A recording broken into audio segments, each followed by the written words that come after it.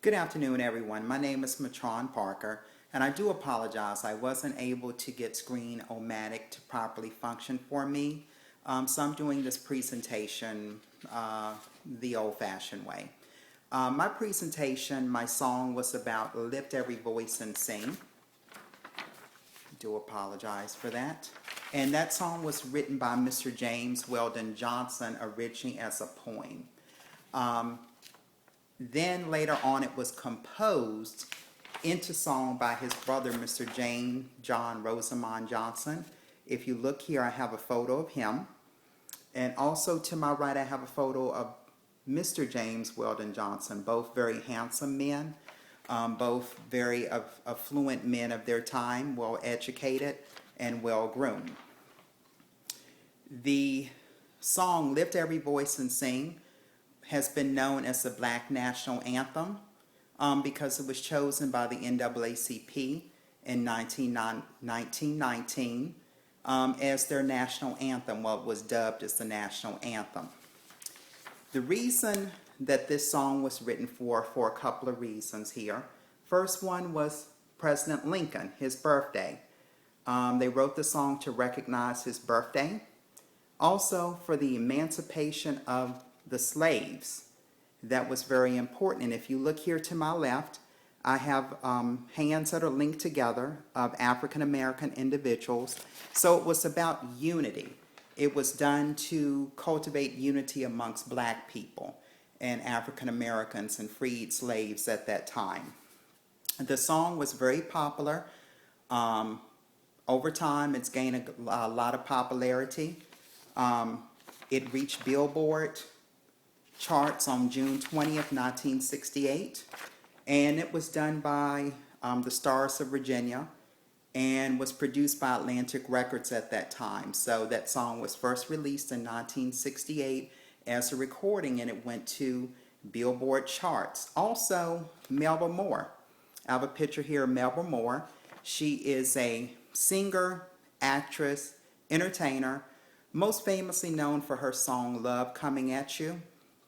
She did this song in 1990. She did a remake, and the song sounds great. It's a modern version, a modern technology that was used with the song, and she sang this song on the 90th anniversary of the song in Washington, D.C.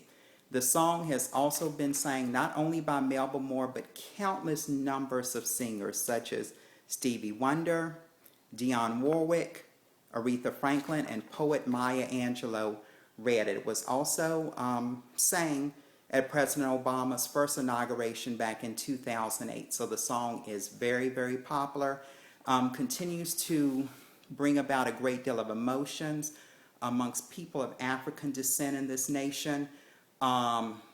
It just really is an encouragement to those that are oppressed, and that was really the reasoning for the song, is to talk about the oppression, the plight of black people at that time in our nation. Now, the social and political context of this song, there are many social and political contexts. We're talking here civil rights primarily. I have a photo of civil rights here. We're talking here about equal rights, voting rights, economic freedom, equal education, black cultural unity and awareness, the elimination of racial prejudice, civil rights, desegregation, acceptance of African Americans and people of color, and recognition of their struggles and oppression. So here, again, I have listed and bulleted all those things that this song socially, politically, and culturally was trying to disseminate to the general public, along with the struggles of black people in general. Now, the most representative social movement of the time was the civil rights movement. This song, again, was dubbed the Black National Anthem by the National Association for the Advancement of Colored People, NAACP.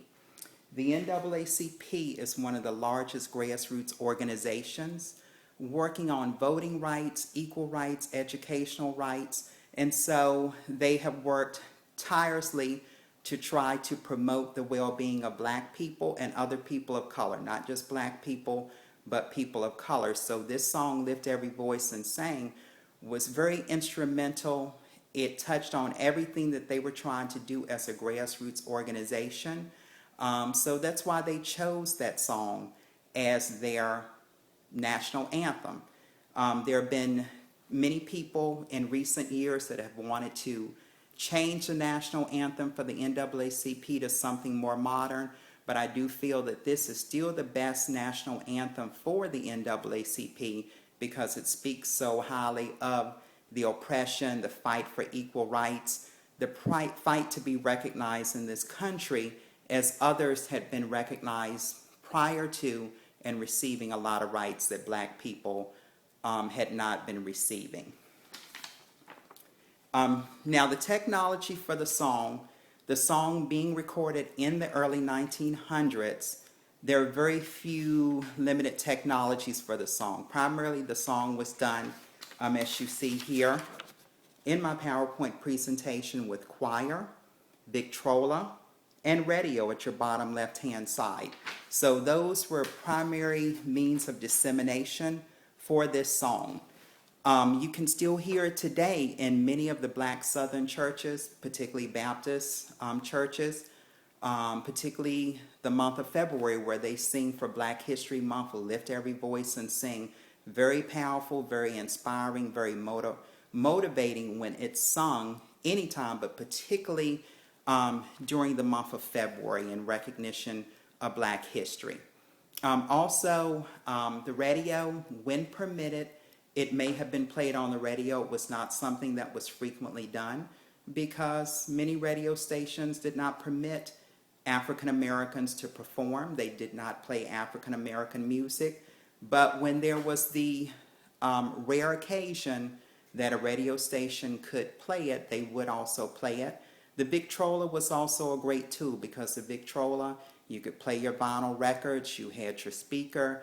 Not everyone could afford a Victrola because they were very expensive, but for those that did have Victrolas, they'd play it. They would tend to invite the entire neighborhood over to listen to these musics. And also, because it was originally written as a poem, the song was published in many written publications. So before hearing it as a song, many people read this in publication. So they were familiar with the song, they were familiar with the words, and also I'll be posting on the link that was provided in our discussion board.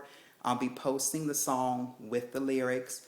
I'd like for each and every one of you to not only read the song, not only read the lyrics, but listen to the song and understand the meaning of it and obtain the context of the song because it has huge context and it can influence everyone, not just not just people of African American descent, but anyone that's going through any type of oppression, stress. Lift Every Voice will be very uplifting to you, very encouraging, and it will give you that motivation to move forward in your life and do some things that you want to do.